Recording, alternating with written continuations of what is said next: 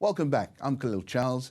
Last Tuesday, South Africa's ruling ANC party began legal action against a white real estate agent, Penny Sparrow, for her comments that she made on Facebook. She complained about the way that black people were using the nation's beaches and compared their behavior to monkeys. As you can see on the screen, the words are very offensive. The incident is one of a growing number of racist comments being expressed online in post-apartheid South Africa. Now, to discuss this very important subject is Patricia Sidley, who's a South African journalist, and Godfrey Maja, who's the president of the student chapter of the Black Management Forum that focuses on socio-economic development. Both our guests are based in Johannesburg. Thank you very much indeed for joining us today. Can I start with you, Patricia, and in particular, the call by the ANC to introduce some legislation regarding these racist comments. Are we likely to see that legislation coming quite soon? I think it's if it's going to happen at all, it's at the conceptual stage, and so it would be quite difficult to bring it into law immediately. So I would say if they're going to do it, it has to go through quite a large discussion phase first, and then during its drafting. So it's going to take a while. Do you think they are going to pursue this? Do you think this legislation, is that really the way to go to solve problems like this nature? I personally don't think it'll solve the problem, but it might have an interesting effect in that it is likely to make it very difficult for people to make the utterances. But why I say that it may not solve the problem is because I think the racism is going to continue irrespective. Well, we're going to come back to, and I'm going to ask you why you think and whether there is any kind of chasm or racial problem happening in a post-apartheid South Africa. We're going to go on to discuss that. But I'd like to ask Godfrey the same question. Godfrey, what is your feeling about introducing legislation as a way of combating racism in the country? Look, I think the idea came from a good place. It came from an intention to try and resolve what in the past few weeks, if you've been following the developments in South Africa, erupted and caused tension in the racial interrelationships. It comes from a good place, but I don't think it will be effective because my take on the racial divide in South Africa is that it's based on economic inequality. So any legislation that does not resolve that foundational cause, economic inequality, will not really yield the results that we're all hoping for. What it will do, though, it will inhibit people from making public utterances. But in my view, racism is not about what people utter in public. Racism is what is internal. It's a philosophy. It's a thinking that one is superior to the other, but primarily because they control the other's destiny economically. So as long as you don't resolve that in South Africa, legislation other than that which will change the economic inequality will not be effective. That's my opinion. Godfrey, I want to ask you, is the situation with racist comments, is that an indication of a breakdown in race relations in the country? What are we to take from the way people have been expressing themselves? And what is the state of race relations in South Africa at the moment? I wouldn't describe it as a racial breakdown. A breakdown would assume that there was some sort of a unity, racial unity. I think this is an exposure of what has been underlying over the years, that people have not been feeling equal per se, but in the interest of nation building and designing what we call the Rainbow Nation, everyone has kept their worries or their issues underneath. But it's now appearing that there is still a problem, and the problem has nothing to do with the public utterances or what people can say in the public, but it has to do with what they feel privately because of the power they yield on the economy or the lack thereof. So that's the reality, that over the years we have built a very imaginary nation that is united across racial divides. But in reality, that hasn't been the case. Therefore, people are starting now, perhaps because of a few triggers. For instance, in South Africa, you've seen the issues with the rand becoming weaker because of the change of ministers and so on. Those type of turbulences can trigger. We talked about that in the beginning of the program. That's right. Yes, indeed. So do you think these economic factors are also have something to do with the way people are expressing themselves? The depression in the economy means that people are looking for someone to blame or behaving in such a way that's unacceptable. Can I put that question to Patricia? Because Patricia, many people were very impressed after the post-apartheid era ended because, of course, the great leader Nelson Mandela was very much a man who brought people together. And the Truth and Reconciliation Committee, which was set up, very much was a catharsis. People were able to express and seek forgiveness. Has that process, in a sense, failed now, Patricia?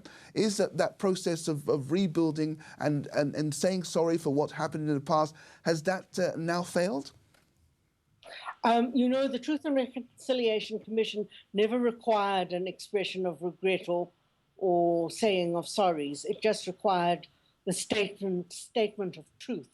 And it's possible that that's now found a hearing. But I think that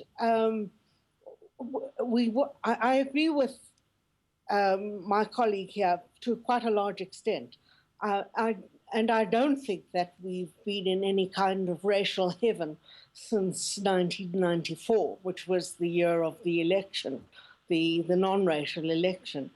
I think what's happened is that the papering over the cracks is worn a bit thin. And quite a lot of the truth of the disparities is appearing. I do feel that we've made progress since apartheid. I don't believe that it's entirely hopeless. But I don't think that the rosy haze that we had in 1994, I don't think that it reflected a genuine reality at the time. And what are the things that have prevented people in the past from expressing themselves? Was it really euphoria about the new times and a different era? Is this what prevented them from saying these bad things?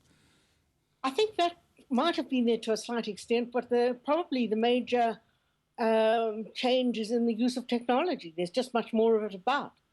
All of this exploded on Facebook, for instance, and there just wasn't that much use in 1994. Yes, I mean, that's quite interesting because we're looking at some of the reasons why that has been prevalent. And in a sense, social media gives you this anonymous sense that you can say what you like and no one's going to bat an eyelid at you. But do you think that by allowing people to express themselves in this way, the situation can only get worse?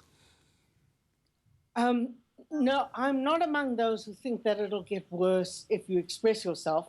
I worry, though, that if you drive it underground, you won't know who's thinking what. And that, to me, raises other problems.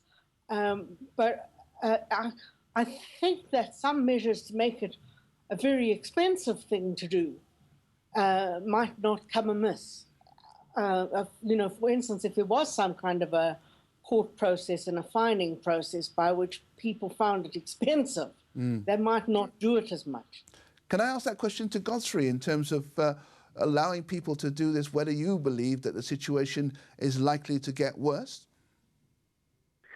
Your question is whether if we allow people to be more public about their views on racism, will it exacerbate, will it cause the situation to be worse? Exactly, that's my question.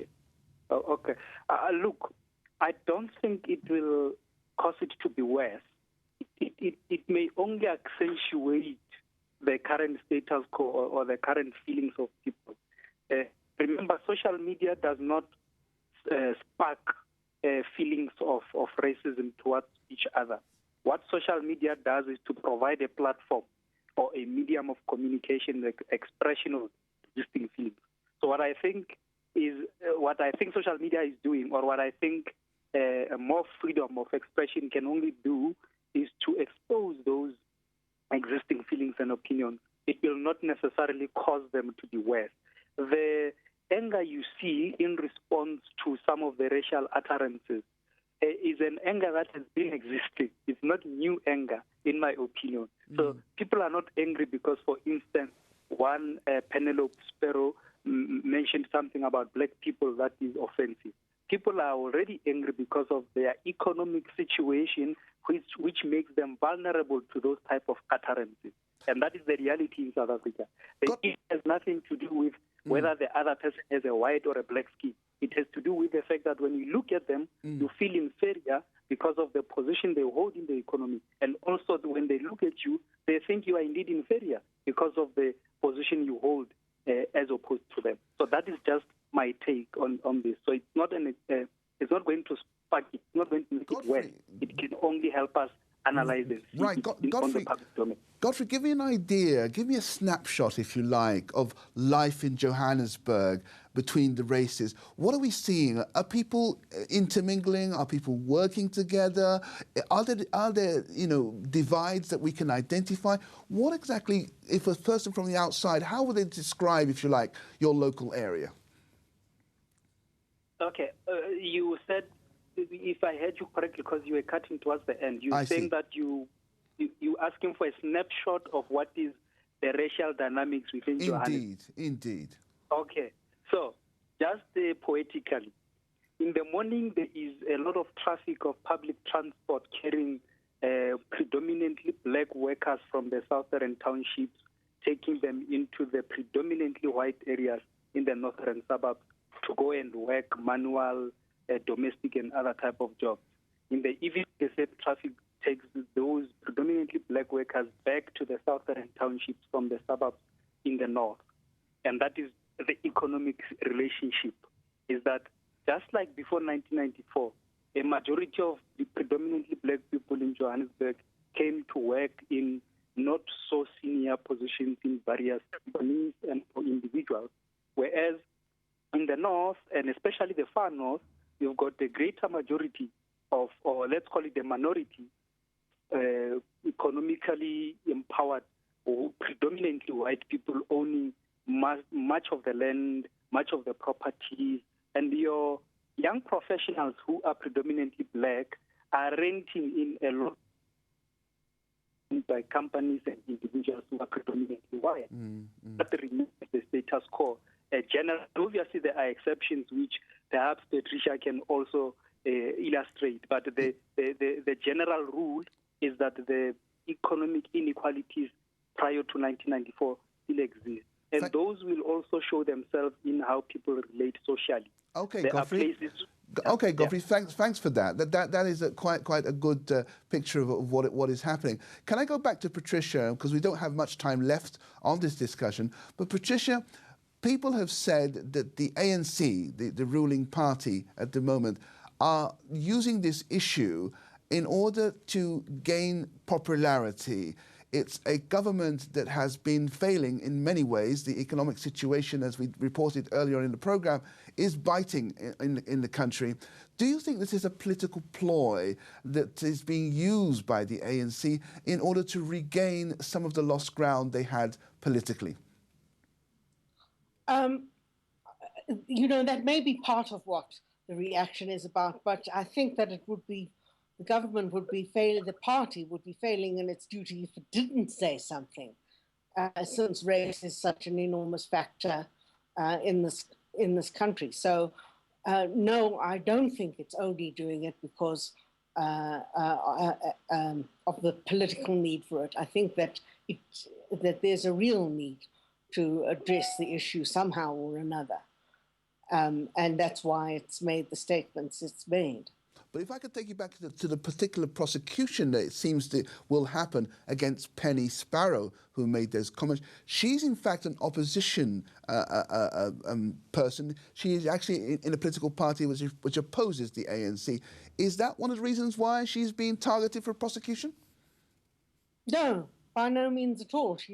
In fact, her own party is saying that they, when they find her membership, that they'll expel her.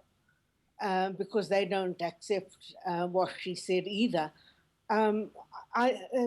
What she said was extremely ugly. and I don't think it's anywhere near anybody's level of acceptance in the country.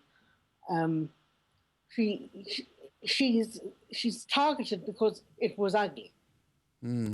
How then, Patricia, and if I can ask you this last question, how then you think will things improve?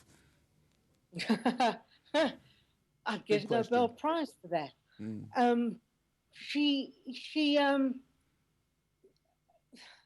If one could eliminate the penny sparrows, then as Godfrey has been saying, it wouldn't really do very much because we have to deal with the underlying issues in the country.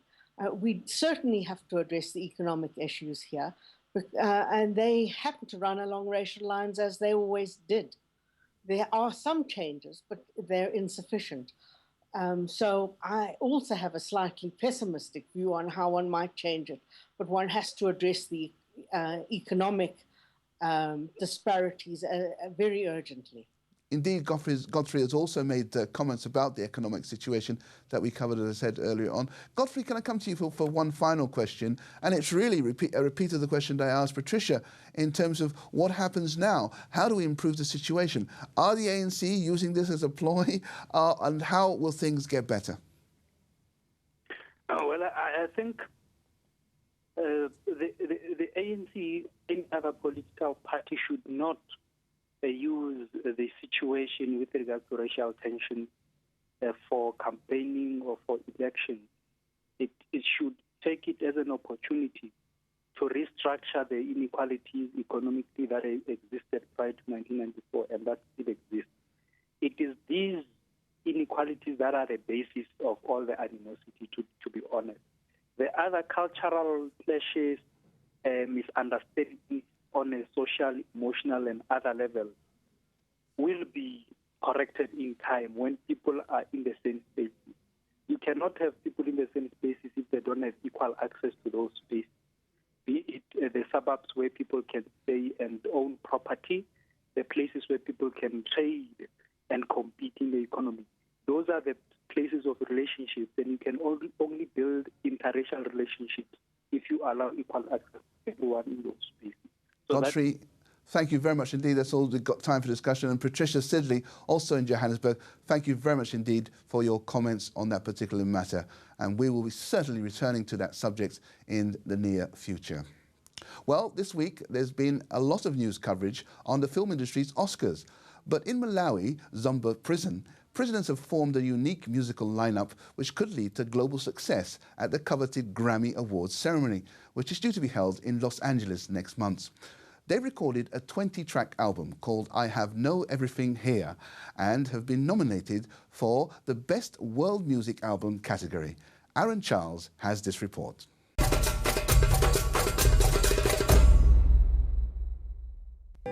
Despite being locked in a prison in southern Malawi, Chikondi Solange could be tasting global success. He's part of the Zambia Prison Project Band, whose album, I Have No Everything Here, has been nominated for Grammy's Best World Music Album. Making music has now become a way to pass the time in this rundown prison, a facility built for 300 people, about now holding 4,000. Chikondi says joining the band has changed his life. Mwina ndikanakhala kunja kuja mwina ndikanaphedwa kapena ndikanachitidwa chipongwe komanso sindikanatha kufika mmene ndili lero koma pano pa dziko la Malawi lichitenge kuti ndi chinthu chopambana talika pamapo kuliona kuli kosakudziwa kuti anyamata ku prison aja achita zinthu za mphindu. The musical talent at the maximum security prison was discovered by a US producer in 2013. Weeks of rehearsals with both guards and inmates led to 6 hours of recordings, which were made in a makeshift studio in the prison. 2 years passed before the news of the Grammy nomination, which took everybody by surprise. When I received this good news,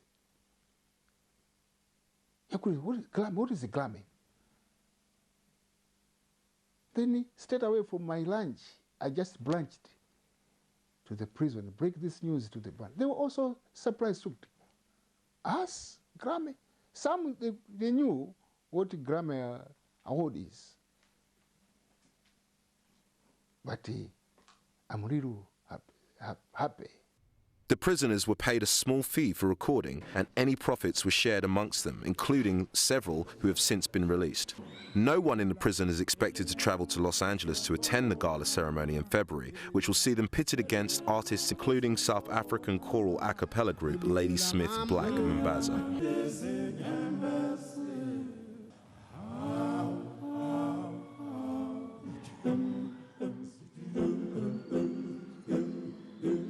Even so, their Grammy-nominated album will be heard all around the world, giving this band behind bars a voice on the global stage. Aaron Charles, Africa This Week.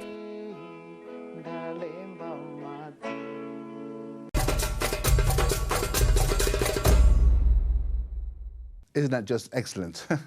Well, win or lose, we'll let you know how the group does next month, but I'm afraid that's all we've got time for. I'd like to thank all my guests for joining the show and to you at home for watching. We end the program today with news that students in Kenya have been trickling back to the classes in the Garissa University in northeastern Kenya. 9 months ago, the university was attacked by Al-Shabaab gunmen and at least 148 people were killed. We leave you with the scenes of the 20 students out of the original 800 who are determined to pursue their education despite the difficulties that they face. The students seem to have followed the advice of the great African statesman and leader Nelson Mandela, who once said, "Education is the most powerful weapon that you can use to change the world." Until next week, have a good evening.